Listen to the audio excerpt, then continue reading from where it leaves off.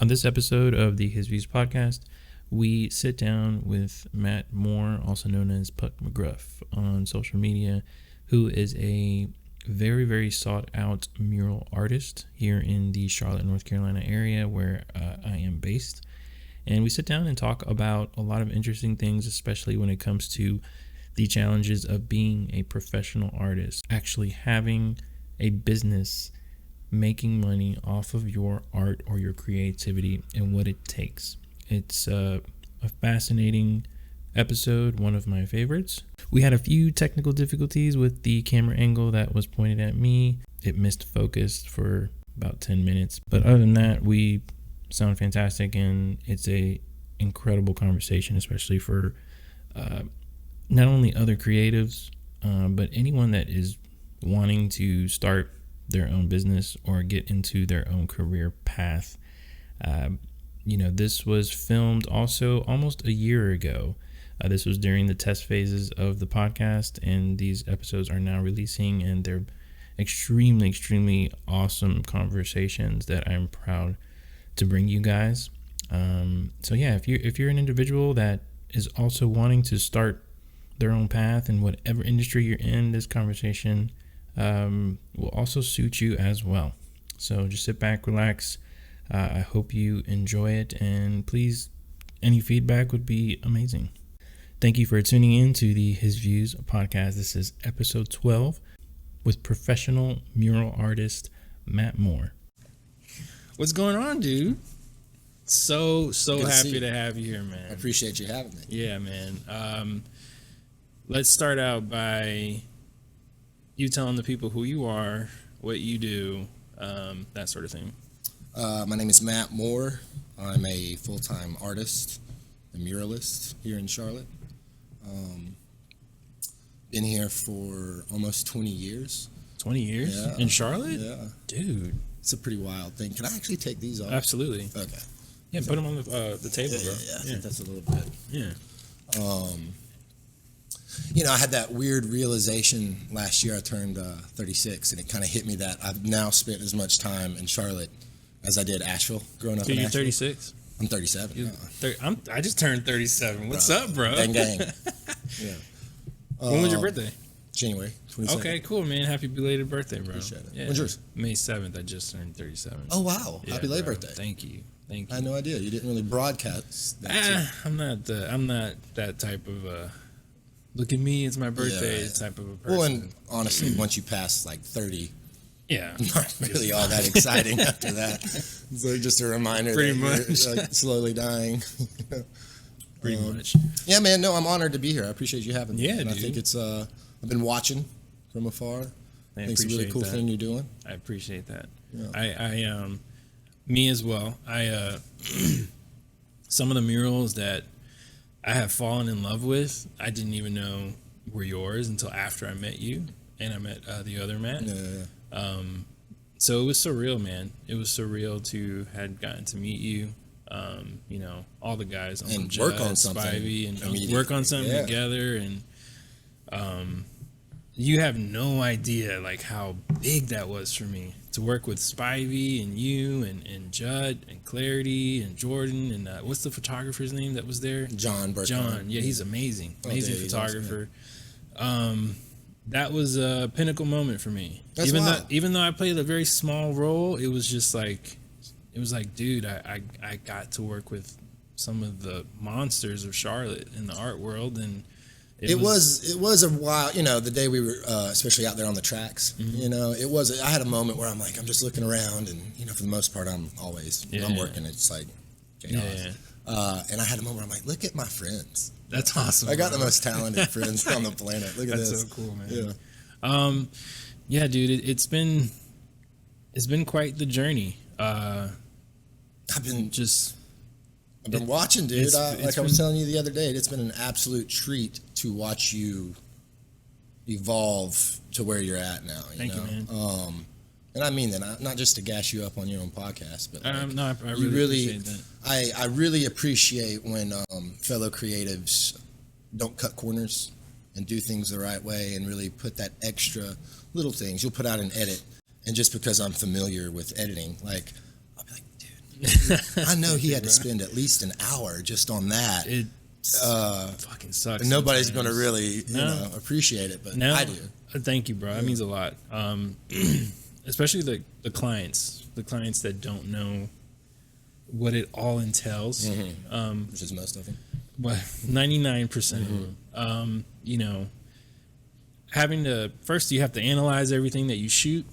You have to make notes off of the footage. Then you have to decide what you're going to do about the audio.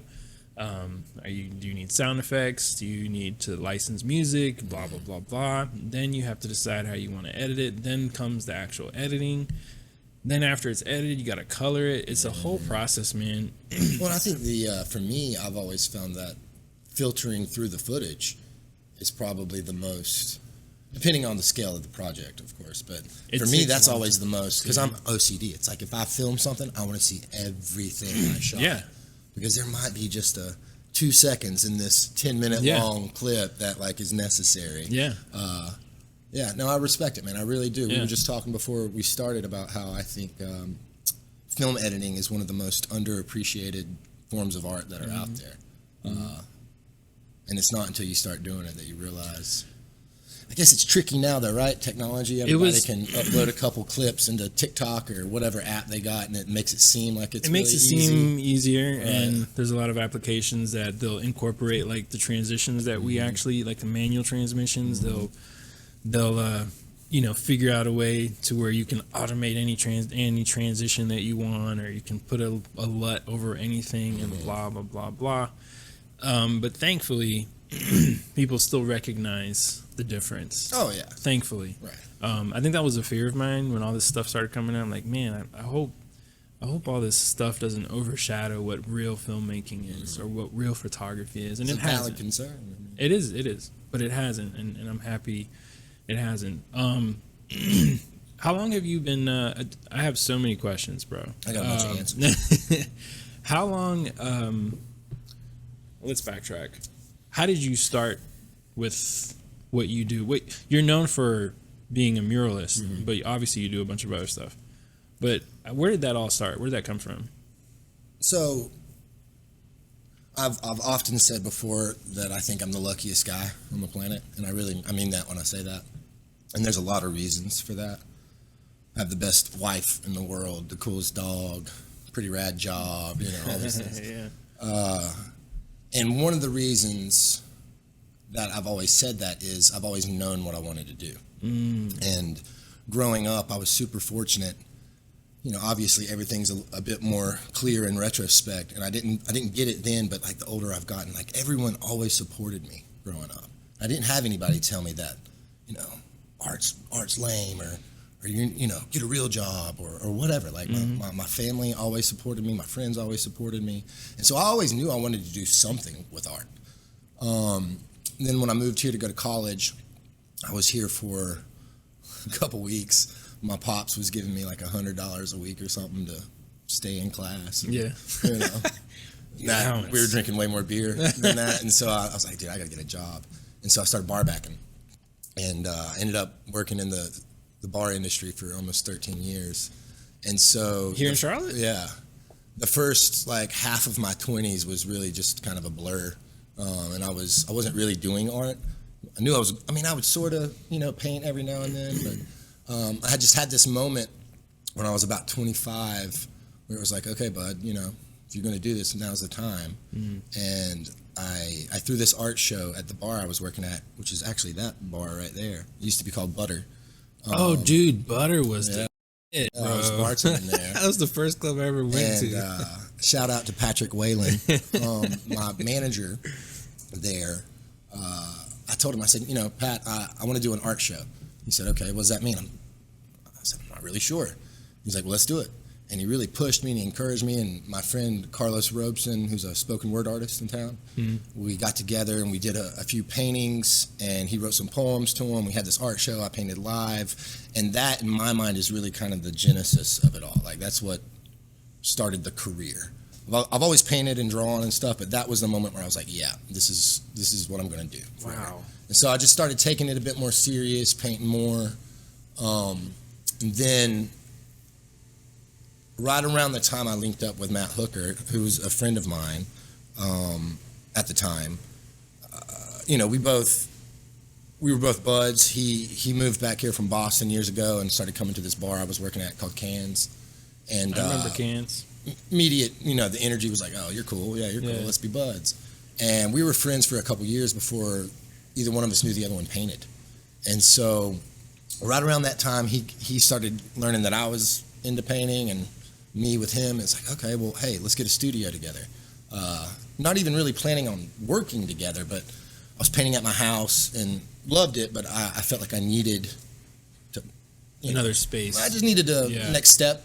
Absolutely. And so we got a space together, and right around that time, my buddy Johnny V, shout out to Johnny V, who was working for PBR, asked me if I'd ever done a mural. I said no. He said, would you want to? Of course. And so he hired me to do a PBR mural at Sanctuary in Noda. And that was the first mural. What year was that? Oh man, I don't even know. It was a long time ago. It was a while back. Yeah, dude. I think he told me it was the first PBR. PBR had a campaign there for a while where instead of dumping money into, magazine ads or billboards or commercials or whatever, they would just pay artists to do murals. They did this for years. I don't know if they still do it or not, but he or someone told me that I was the first artist to do that. I don't know if that's true or not, but and immediately I was hooked, man.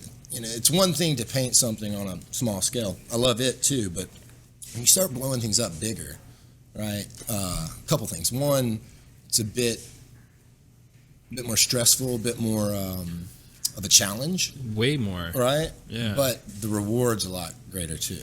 How long do some of those murals take for you to complete? See, man, I don't know.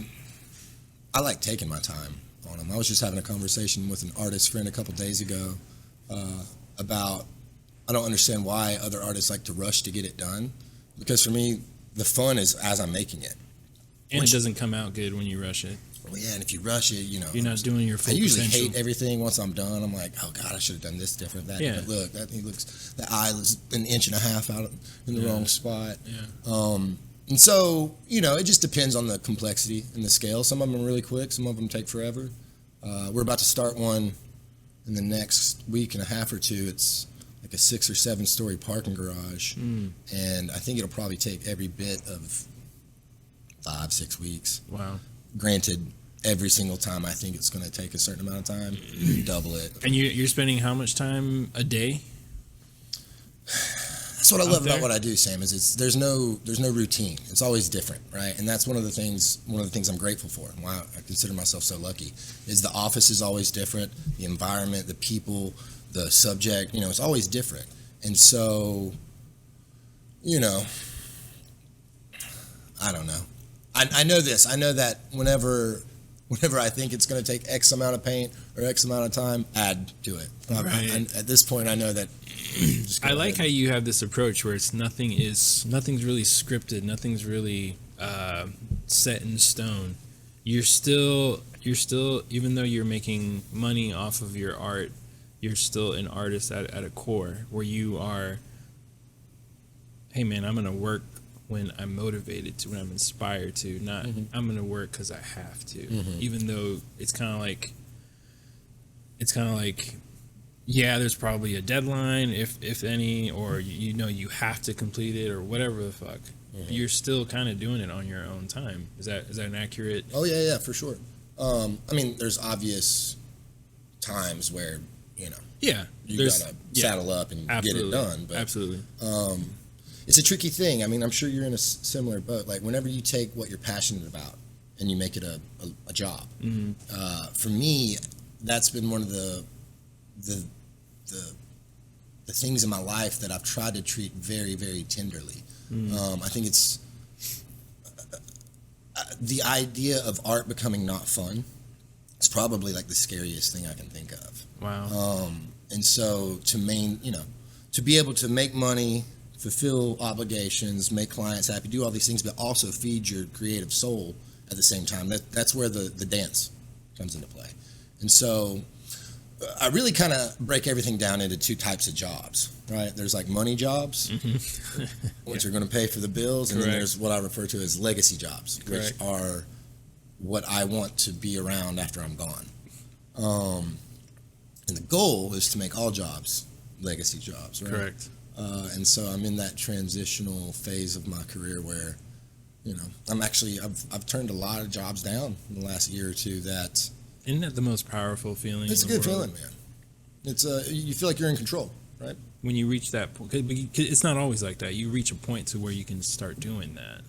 Well, I try to tell younger creatives, it's like, look, the only person who's going to decide what you're worth is you.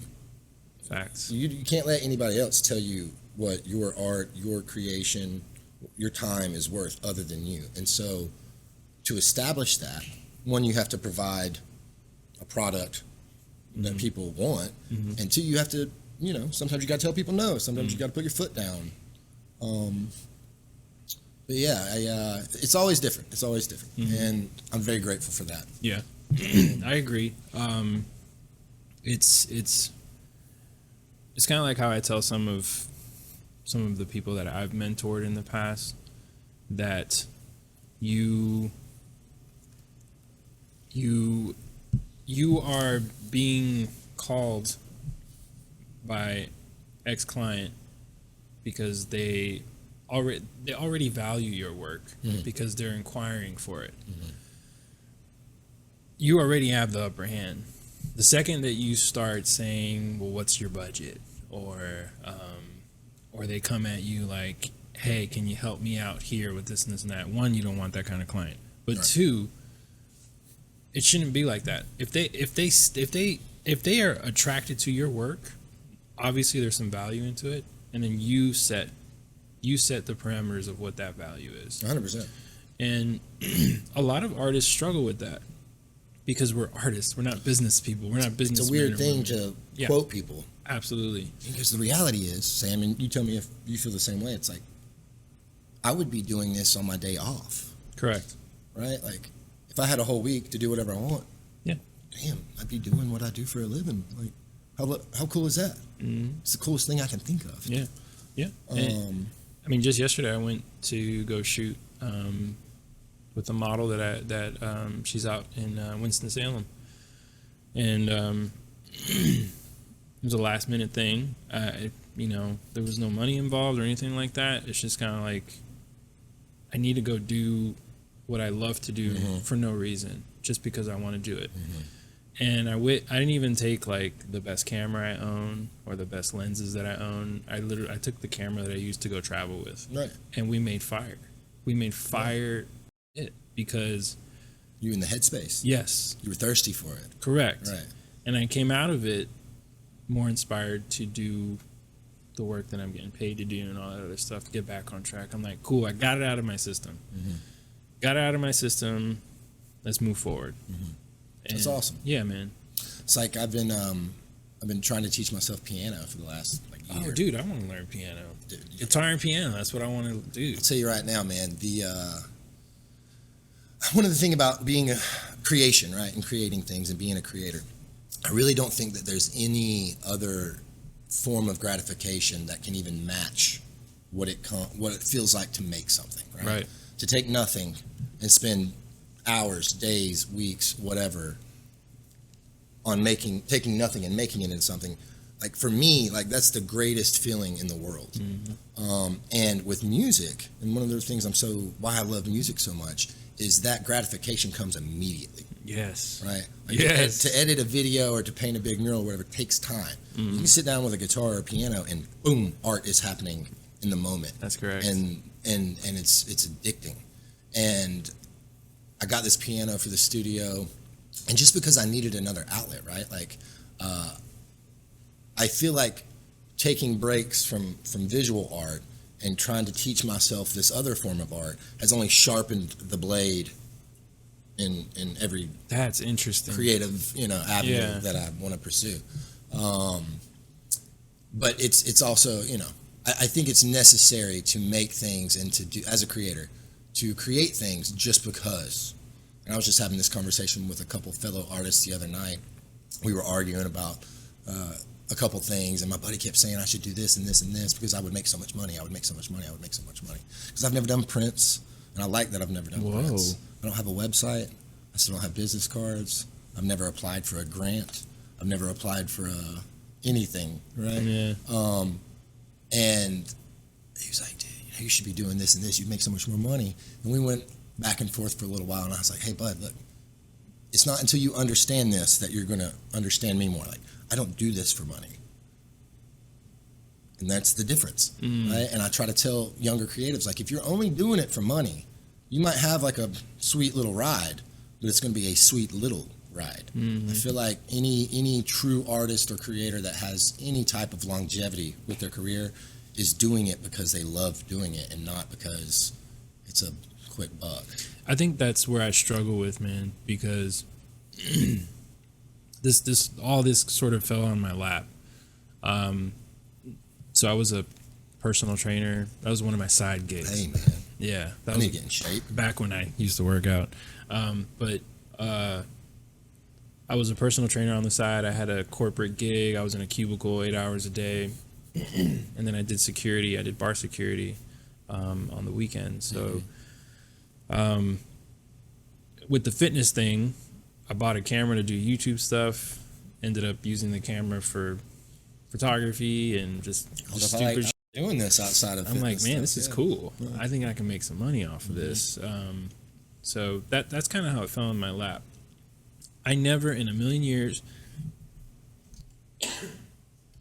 excuse me, I never in a million years thought it was going to turn into what it is right now, where people are like, oh, Sam, dude, you're like the best in Charlotte. I want to pay you for your skills, right? I don't think I'm the best in Charlotte, but this is what people tell me. Oh, it's like monster volume of inquiries coming through my Instagram and all this stuff. And I'm like, I had no idea how to even handle it. So when I made the transition from leaving, bartending and security work and all that other stuff to this, I really thought that my passion was going to pay my bills.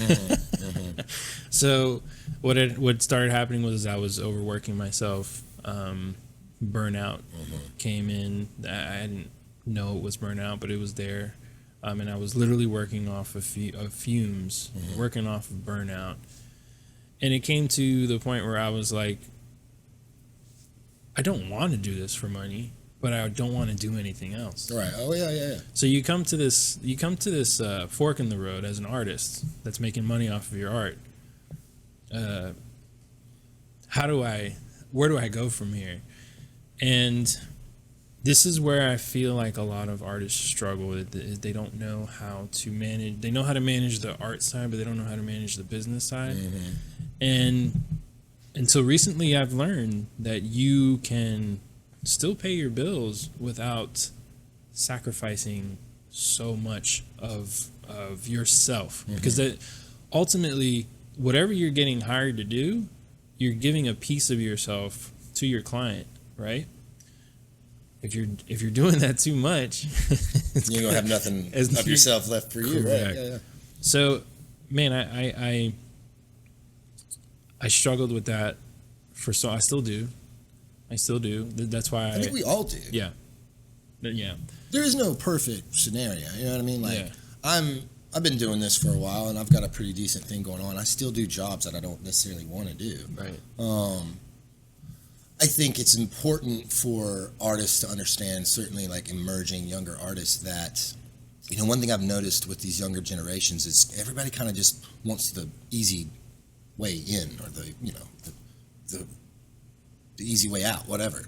I think it's important for these younger creatives to understand that, like, to get to the top of the ladder, you've got to take every single rung. There is no like teleporting to the top. Right. You got to climb that thing. And I think one of the things I'm so grateful for with where I'm at now is the jobs I did for super cheap and the jobs I did for free and all the mistakes I made and all the things I fucked up. And I try to tell people, like, that's part of it, right? You have to go through that stuff, or else, you're not going to appreciate the top of the ladder when you get there, I think. How did you handle all of that? Like going through all those trials and tribulations as an artist. What what were some of the methods or the self-care, or, I know you're married, you have a family, how did your wife come into play with all of that? How did you deal with those trials? I've said over and over again, I'm glad I get to say it on this format here, but it's a little different for me, and I mean no disrespect to anyone out there, but I married a unicorn, brother. Like, she is nice. She's the most incredible person I've ever met in my life. I haven't met her. I did see the video that Kiefer and Jet made. Yeah. I loved the that. wedding? Dude. Yeah. Sick. Loved it.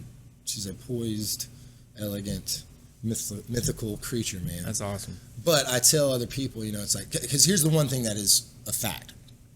When you start working for yourself, certainly in a creative field, right, it takes a lot of time. A lot of time. I think one of the biggest misconceptions about my day-to-day is I have so many friends and family that they think, oh, well, you just paint all day. You know what I mean? You get to do whatever you want. And to some degree, they're correct, but because I work for myself, because this is what I do, they're so far. I got to work twice as much as everybody else, and I don't think people get that. And it requires super long hours, man. And there are plenty of nights where I've not gotten home till 4 or 5 in the morning because I've been at the studio for 14 straight hours. Jesus. And my wife not only understands it, but and supports it, but she pushes it on me, Interesting. She knows that that's what it requires, and she's always been so supportive in that sense. And so another reason why I think I'm so lucky is I've never really had to deal with that element to my career, the maintaining the relationship. Sure, it still exists. For example, Sundays, it doesn't matter what's going on, I dedicate Sundays to family my wife, day, right? And just like any other relationship or anything, it's all about balance and compromise. So if there's a week where I know I'm going to be coming home late a whole bunch, I try my hardest the next week to make it up. What does she do, if you don't mind me asking? She owns a salon. Oh, cool. Yeah, near kind of near Montford. Okay. And she's been doing hair since she was 19. Okay. So she's an artist too. Oh yeah, for sure. That's awesome. But as far as the other stuff, it's tricky, man. Like when Hooker and I first started doing the mural thing, there was really only a handful of people doing it, right? Correct. Will Puckett, Sharon Dow, some of the street guys, Joey Obso and Smokey and a couple dudes, there wasn't that many murals happening. Mm-hmm. There was certainly not a market for it. Mm-hmm. And so when we first started, we had no idea what we were doing. We didn't know what to charge. We didn't know, it was all just one big learning curve. Mm-hmm. But because of that, because it sort of feels like, sort of like venturing out into the unknown, right? It was exciting. And so it wasn't too stressful. I was also fortunate enough when I first started, I'm still bartending on the weekends, so I'm going to make $2,000 in 3 nights doing absolutely nothing but throwing a party. Yeah. Right? I don't know, man. I've never really stressed too much about it. But I'm kind of like that with everything in my life. Confucius had a quote, I think it was Confucius, something, I'm going to butcher it, but it was something like, if you can fix it, there's no point in worrying about it. If you can't fix it, there's definitely no point in worrying about it. Man. And it's like, yeah, okay, I get that. Wow.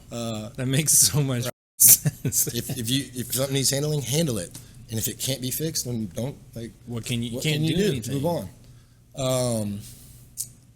But, the life of an artist, it can get pretty lonely too, though. I will say there are definite there's certainly things about this lifestyle that can be heavy.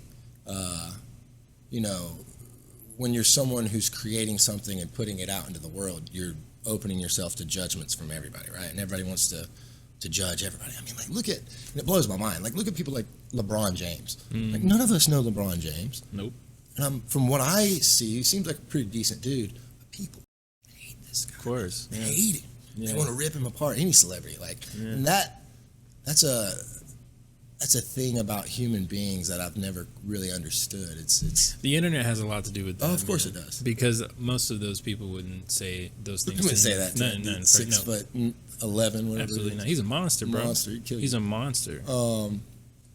But that's, there are things that come with it, right? Like, one thing about this type of work and this lifestyle is there's no real security to any of it. You're kind of constantly on edge, right?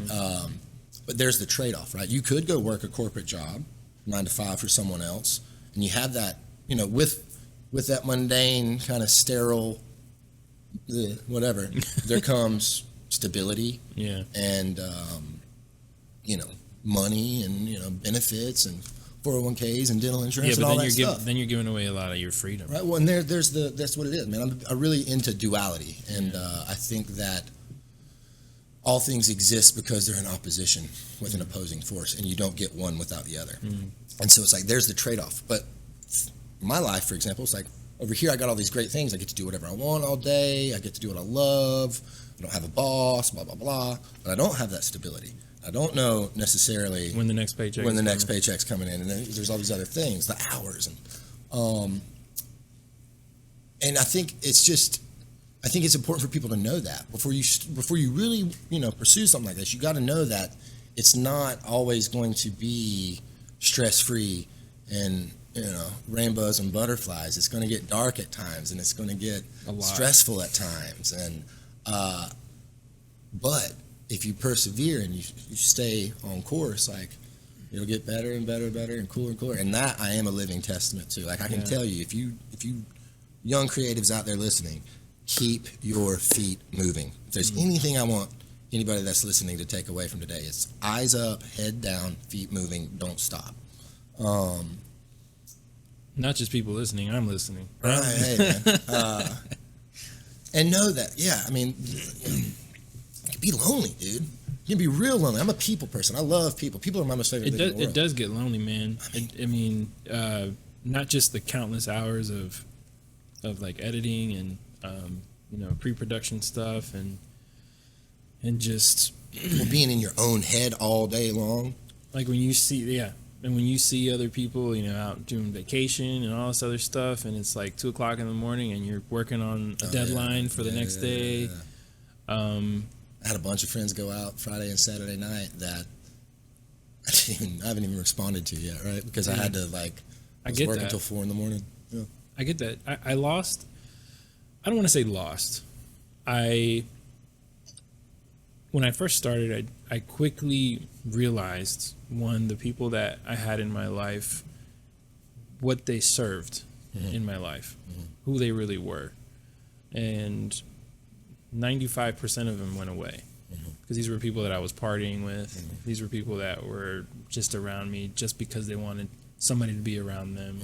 These were people that just wanted my company just because they didn't, care or give a damn about anything else or you whatever. Make people feel good, man. You gotta appreciate it. Yeah. I appreciate it. I want to just hang out with you and have you. Dude, we're gonna hang out, bro. Yeah, we're gonna hang out. But it got very lonely very fucking quick. And not just friendships, but the relationships.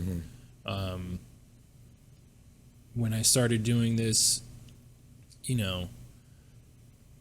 if it wasn't because I worked too much or I didn't have time to do, stuff with the friends, or, why am I going to date you when you're photographing other women? I'm sure I've heard that's it all. a thing in your life. Oh, yeah, absolutely. It makes I've heard it all. I've heard you're too selfish. You're too selfish with your time. You got to be a little bit. And I'm thinking in the back of my head, it took a while to realize, oh, you don't get it. You don't understand the type of sacrifices you have to make. You don't understand what it takes to do something that most people aren't comfortable doing. You just don't get it. So there's no point in me even arguing with you. Right. Until until you go and do your own thing. Well, some people aren't wired that way, man. Like and I mean no disrespect to anyone when I say this, but there's a reason there are a lot more employees than employers, right? There's a reason that there's an overwhelmingly more amount of followers than there are leaders. Correct. And that's because most of us are wired that way. To venture out and go on your own and create your own story and existence and money and it's all this hard. stuff. It's like you have to break that. I think I always say, like, you have to do this for a living. You have to become very comfortable with being uncomfortable. Yes. Consistently. It's not. And I had to learn that really quick. Yeah. Where I'm like, oh, okay, these are just going to be specific moments where I have to step out of my comfort zone. No, it's just every all the day, time. from the second you wake up. The first few hours of your day determine how the rest of your day is going to go. And it's that alone, dude, when you're laying in bed with that puffy pillow and the fans hitting you the right way, and it's cool, and you're just like, oh man, I just want to stay in bed for another hour. That extra hour that you stay in bed fucks up your day. And it's like a lot, man, I don't like to talk this way and sound like I am better than anybody else. I talk this way because I get so much backlash and I've gotten so much backlash from people very close to me. Instead of encouraging me, telling me like, dude, you need to find a balance. Dude, you're selfish. Dude, you're almost 40. You don't have any kids. You don't have a wife. This and that. Hey man, I just found this when I was 32 years old. Right. I wasn't 21. My whole 20s, I was working dead-end jobs. I was depressed and didn't even know it. I was trying to figure it out. I kept moving until something finally fell in my lap. And it's because, what you said, keep your feet moving, it's because of that a camera fell on my lap. And that little camera has brought me to where I am today. That's awesome. But it's still not easy. No. Would it be fun if it was, though, right? Nah. Like, I don't have. That's why I like the piano right now, because I suck at it. You know what I mean? Like, but when I do, I'll be like working on a little thing, and it's like, oh god. But then all of a sudden, like when that pinky finally starts being able to do whatever it needs to do, super rewarding. Yeah. I agree. Yeah, man. What is it they say? Like everybody has two lives, and their second one starts when they realize they only have one. Yeah. Right. Like. You already did that in your 20s. You worked for somebody else. You did all this. Like, now it's time to be selfish and hone in and figure out who you are. And not that being selfish is an okay thing, right? Like, but there is a balance that you have to find. Like, you have to do your own thing and not somebody else's thing.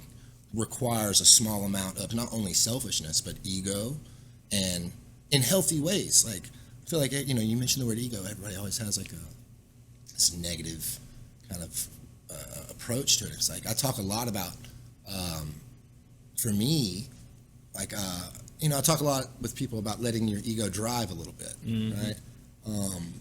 And I don't mean be an arrogant asshole who thinks you're better than anybody else, because no one's better than anybody else. Right. But for me, I've had like a lot of hardships, and I've had some wild stuff go on in my life, and getting up and kind of beating my chest and saying out loud to myself, like, Matt, you got this, go run it over, you got this, is what's got me through a lot of it, right? Yeah. And I think it does, because it's scary, man. It's scary. It requires a bit of selfishness, a bit of ego. It requires you to kind of cut some of those unnecessary relationships out of your life. Again, there is no reward without risk. There is no this without that, and that's what it is. You have to be a little obsessed. Oh yeah. Not a little. You gotta love it. You have to love it. You have to be very obsessed. Yeah, if you don't love it, again, if you don't love it and you're just doing it for money or whatever, like, you might have a little run, but it ain't gonna last. Right. And that's one thing I can confidently say is I absolutely love it. Love making stuff. Dude, that's awesome. I think it's the biggest testament to being a human being, right? Like, every other animal on this planet is wired to, survive, procreate, that's it. Like, humans, we've got this ability to look at reality and twist it and bend it and doubt things and abstract the things that are around us. And so, honestly, in my opinion, art is next to art and our thumbs are the two biggest testaments to being a human, in my opinion. How have you? Because I've had this next topic that I'm about to bring up, and we'll close out after. But I've had this particular conversation with many creatives around being a creative, being an artist in Charlotte. You've been here for so long, and in my opinion, you're one of the best artists that I have come across on so many different levels, right? And for so many different reasons, I've come to that conclusion. But yeah. How do you? Let me rephrase. I find myself seeing a lot of the creatives that I've met leave, and they all say, well, Charlotte was just kind of like a stepping stone for me. I myself get very uninspired here, so I find myself traveling a lot and just trying to meet new people and do new shit and stuff like that. You being the artist of your caliber, what do you have to say about that particular thing? Has anybody ever brought that up to you? Oh yeah, Dan. It's been when I first started, again back in the day with Butter, and I first started taking it serious, I had a lot of friends and family say, well, why are you in Charlotte, right? There is no art scene in Charlotte. There is no culture in Charlotte. Why aren't you in Miami or LA or New York? And my answer was always, because there is none culture. Yeah, there is no scene here. I'm not really the type of person to do things the way other people do them or follow. I want to do it my way. And if there's not one here, then let's make one. So to reflect back on those comments from 10, 12, plus years ago, and think about where Charlotte is now, because the reality is Charlotte has the potential and is on the track of becoming an art city, not just a city that has some art in it, but like being a very creative and artistically driven city. And it's super rewarding to look at all that. But as far as inspiration, man, I think it's a hard question to answer, because I think everyone draws inspiration differently. Correct. And for me, I'm so fascinated by everyone and everything all the time that like I kind of I don't really have to be in like a big happening place to be inspired, right? Yeah. Like I'm super I'm fascinated with people, and I'm fascinated that we do the things that we do. And for me, it's all about trying stuff that I've never tried before, or trying things that like make me nervous, or trying challenges. I think that's where I find the most. That's where I end up putting the most gas back in my tank, right? And I saw this documentary thing on Netflix a couple years ago called The Creative Mind or something like that. It was like a little hour-and-a-half long special. And these guys essentially tried to break down the science of what creativity is. And they broke it down into like 5 bullet points. And a couple of the bullet points were, one, you have to try things that you've never tried before consistently. 2, you have to fuck up and be okay with fucking up. That's a big thing. Oh, wow. Right? Those are the 2 scariest things already. Right? Like, and then there was more to the list, but I think those 2 things for me, that really resonated. It's like, yeah, if you're not constantly trying things that you've never tried before, how are you to evolve or grow? Right? And that, be comfortable with being uncomfortable. It's only in that space that we grow and evolve. Like, if you're just comfortable and chilling all the time, you're stagnant. You ain't moving. You ain't going nowhere. Be uncomfortable. Right. It's only when you're uncomfortable that you start to evolve a little bit. But I would say that if you're someone, I'm also a little bit biased. I'm a big fan of this city. I absolutely love this city. I'm grateful that I've gotten to spend time in this city, and I think that this city has more to offer than people realize. I would suggest to anyone out there who's struggling with not finding that type of inspiration to reach out to folks, man. Like, certainly if you're trying to be an artist or a musician or whatever, surround yourself with other artists, surround yourself with other musicians. Your environment plays a huge role. That's something that I haven't done in Charlotte. I feel very alone. I have tried to bring people on to join a team or make a team, and I've been backstabbed by people. I've been taken advantage of. So I feel like I can't even trust people, you know. But I've never really tried to reach out to other artists and kick it. And that was one of the motivations to make this podcast. And my first one So was you're doing it all day, dude? right. So now my first one was with Uncle Judd, and it was Shout out Uncle Judd. Uncle Judd, shout out, bro. We miss you. Come back. Yeah, come back soon. That was the dopest shit ever, man. And I got so much just great feedback from that, not only from other artists, but like models and just regular people. I had this one chick reach out to me from fucking Facebook. It was like, hey, I heard your podcast. It's awesome. Are you gonna put out more? And I'm like, oh wait, I got something here. Bro, and it's all you, man. Like I said before, like you have such a, when you're saying you hadn't met my wife, I was telling her at lunch, like, I can't wait for y'all to meet because I know she's going to enjoy you. And you're that's awesome, man. I can't wait to meet her. You very much have a warmth and a comfortability about you that I think is important to share with people, man. I appreciate that. Yeah. I feel very vulnerable. A lot of people don't know, but I'm very, very, very insecure as a person, as a man, as an artist. And the only thing that gives me that security, that motivation to keep going is my work. It's the first time in my life where I feel like I'm actually good at something and that I'm contributing to the world or the community or to my clients or whatever. People tell me all the time, like, you're so fucking good. And I'm just like, oh man, I'm not yet. I would say stay that way too. I'm not yet. I mean, like, I don't like taking compliments either. Not yet. I follow a lot of great creatives. I see what's good. I see what obviously art is subjective, Of course. but at the same time, you can also judge what's good and what isn't.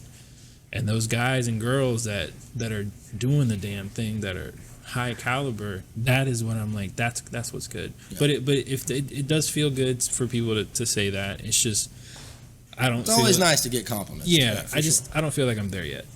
I think excuse me, I always think of the Jimi Hendrix Kanye West meme where I think I know what you're talking I'm gonna upset some Kanye fans right now. It's just it's a meme with two quotes from each of them, right? And the first one is Kanye talking about, I'm a creative genius, there's no way around it, blah, blah, blah, I'm God's gift to the earth. And below that's Jimi Hendrix saying something like, I hate getting compliments, I don't consider myself the best, but compliments are distracting, I don't like receiving them. Yeah. And I think I agree. Right? I think if you're someone who thinks that you're better than other people at this or that or whatever, like, that's going to come back to... It's poison. Yeah, you can't, not the way to be, man. Yeah. But I'm wired the same way. Like, I think for me, too, part of it is, like, what I hate about receiving compliments is I start to feel disingenuous because I feel like I have programmed responses. Because I've already heard that 4 times today. You know what I mean? And so it's sort of like, I just have these, like, yeah, thank you, kind of programmed responses. And it's not that I don't appreciate the compliment or, it's distracting. It's just repetitive, and it kind of like, whenever I'm working on something, I have a few friends that I always ask, and I like asking strangers, to be honest, but I always ask them, what's your favorite thing? More importantly, what's your least favorite thing? Like, I don't need you to tell me, like, if I'm designing about your work? Yeah. I'm like, I need you to tell me what your favorite thing is and what's your least favorite thing. Yeah. More importantly, what's your least favorite thing? Because everybody, of course, is going to tell you, it's great, I love it, but like, well, I want to know what you don't like. That's important about it, right?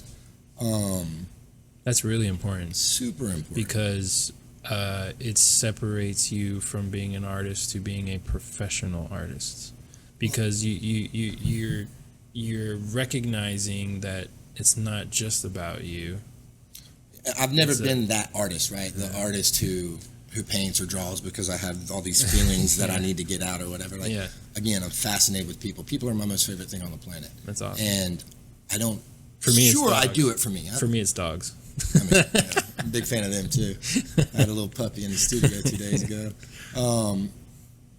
Like I definitely do it for others too, man. I think one of the areas where I get the most joy and feel the most like myself is when I'm inspiring others. I played sports and stuff growing up, and my dad was a coach, and so I kind of have this coachy kind of mentality towards certain things, and convincing people that no, as a matter of fact, you can do that. Like I heard you say you couldn't do that 3 times already. Now I want to get over here and lift you up and get you and show you that you can do that. It's one of my favorite things. That makes a lot of sense. Yeah, in your character. I appreciate it. Yeah, you're very like, yes, you can. Yeah, you got this. Yeah. Matter of fact, I'll help you. Let's go. Yeah. First step. That's interesting because right? I've noticed that about you, but now I know where it comes from. What I was going to say when you were talking about not finding those certain connections in town or whatever. That's one of the things I'm the most proud of is the space that we've created with our studio and kind of our little inner circle. You know, shout out Matt Hooker, Darian Fleming, and Jen Hill. And this is Jen Hill was the first mural artist I met here in Charlotte. Yeah, actually, yeah, she's awesome. She's a boss babe. Yeah, she's awesome. But just our space, right? For years, people wanted us to create like a collective, right?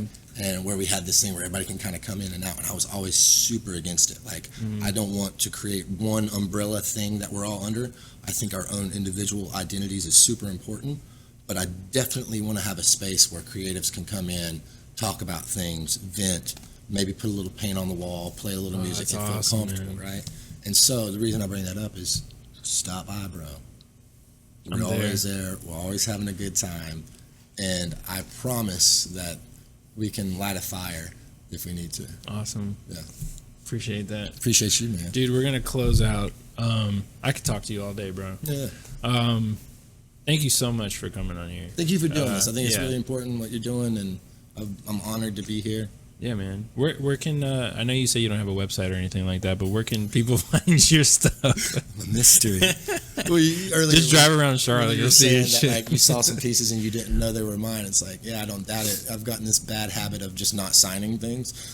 Well, no. So I saw the signature. I didn't know whose that. I didn't know whose it was until I met you the day in Camp Northern. So that was really cool. Stay tuned, guys. Yeah. The next big one, my studio mate, Da Flamingo, and I will be painting a big garage in Noda right underneath Matheson Bridge for the next month and a half. So, oh yeah, you mentioned that. That's awesome.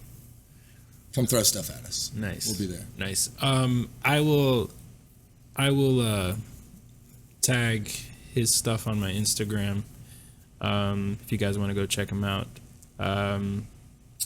But thank you so much for coming, dude. We've definitely got to do another one. Thank you to Bokao Sushi for letting us host a podcast here. Have you been here before? Not like I said, not as it's been this restaurant, but it's an absolute vibe. I don't know if what stinks is like when you're watching it on your podcast, you can't really tell how cool the space is. It's dope. It's real dope. Y'all should come eat here. It's awesome. Yeah, we're working on the intro for the podcast, so I'm going to involve a lot of the decoration here and stuff. It's going to be dope. It's going to be that brick vibe. is yeah, it's a vibe. The owners, man, they're creatives themselves. You can tell. Yeah, they love this shit. Yeah. Well, thank you guys for listening, and till the next one, go check out Matt's stuff, and thanks again, dude. Keep those feet moving. Thanks, bro.